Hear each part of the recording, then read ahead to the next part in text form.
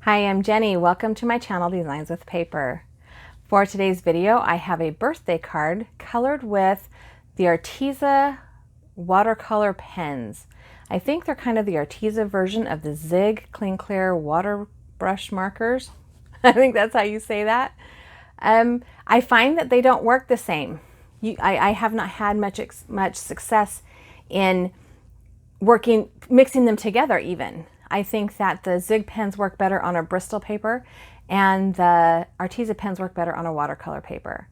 But I've created this card and I'm practicing with these watercolor pens, and I just wanted to play with the materials I had. I hope you enjoy the video. Thanks for stopping by. Have a great day.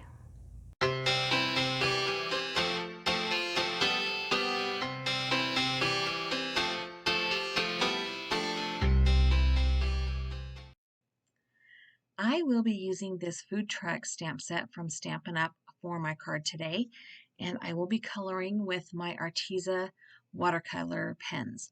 I have them stored in these zipper pouches that you can kind of slouch down, and I just lay them on their side in my cart next to my desk. I have two bags, one for my cool colors and one for my warm colors. I will be using watercolor paper today. This is Canson XL watercolor paper, and this piece has been cut down to 4¼ by 5½ inches. And I am using a water brush as opposed to a traditional paintbrush.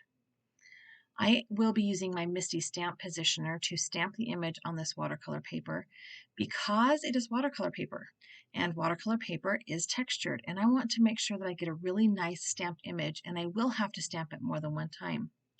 I also will be using a waterproof ink. Today I'm using VersaFine Onyx Black because it won't smear once it's dry, and I add the watercolor medium to it. I use my microfiber cloth, or if I'm wearing long sleeves, my sleeve, to kind of run my arm or my hand over that misty lid to make sure I get nice, firm, even pressure all over the image. Now I will be adding this pendant to the food truck. I am making this a birthday card, so I want it to look a little bit festive. And I will also be adding a cupcake.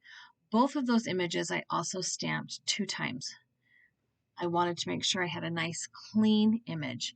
If you are concerned, you can leave your images on your misty lid and restamp it after you've colored it. I don't usually have that problem with my watercolor pens, but when I'm using traditional watercolors, I do leave my stamps in the misty lid. Okay, so on for the coloring. I am starting with the tires or the wheels. I'm using a couple of shades of gray, dark gray, to blend them out. I do want to leave a highlight on that. I don't just want super dark circles. It would look not really normal. I have decided to use that zigzag or chevron pattern paper for part of my card, so I decided to use the turquoise pens in this Arteza set. Like most crafters, I find myself with an abundance of pattern paper, and because I liked it so much when I bought it, I really hate to use it. So I have this pattern paper hoarding situation going on in my craft room, and I'm really trying to make an effort to use more pattern paper on my cards, because if I can't use what I have, I don't need to buy more, right? Okay, so maybe not really. I'm still going to buy more paper, but I need to use what I have. So here I have colored the stripe of this food truck with that turquoise pen, and I have pulled the dark pen and used the water brush to blend it out. On the awning and the pendant, I also used the turquoise pens, but in that instance, I used the dark pen and pulled the color out with the lighter pen. I did not want to add too much water in those small areas because it could bleed.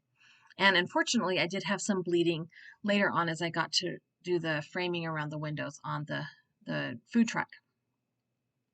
So now that I have the base colored in, I use some dark cool grays on the base of that food truck, and I'm coloring the top in this light bluish gray. It's called dolphin gray, dolphin gray, and it's kind of a bluish tinted gray.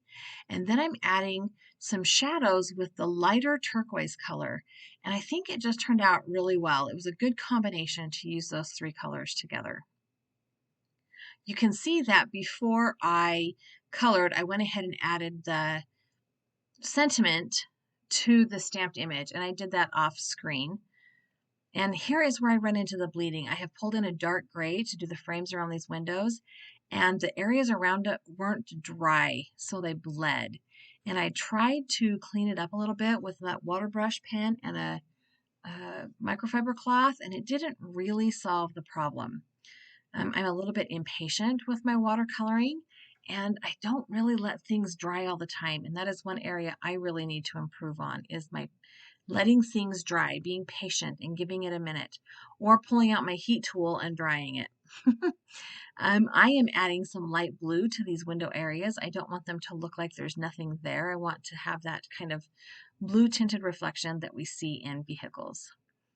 Okay, so I have finished the painting and I have pulled a piece of gray cardstock. It is 5.5 by 8.5 inches, scored at 4.25, and this will be a portrait, a landscape style top fold card. Wowzer. And I will adhere that chevron pattern paper to the front of this card, and it is it is 4 by 5.25. I have trimmed down my watercolor paper to be 3.75 by 5 inches, and I'm going to adhere it to the back of that, or adhere it to the card front rather, by putting some foam tape on the back of this panel.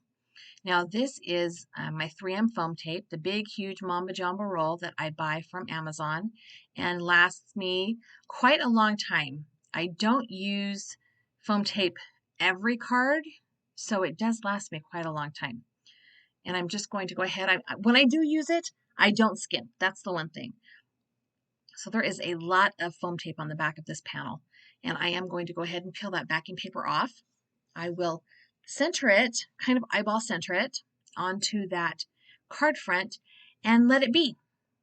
And that is the cleanest, simplest card I can come up with, I think. I have a hard time with clean and simple.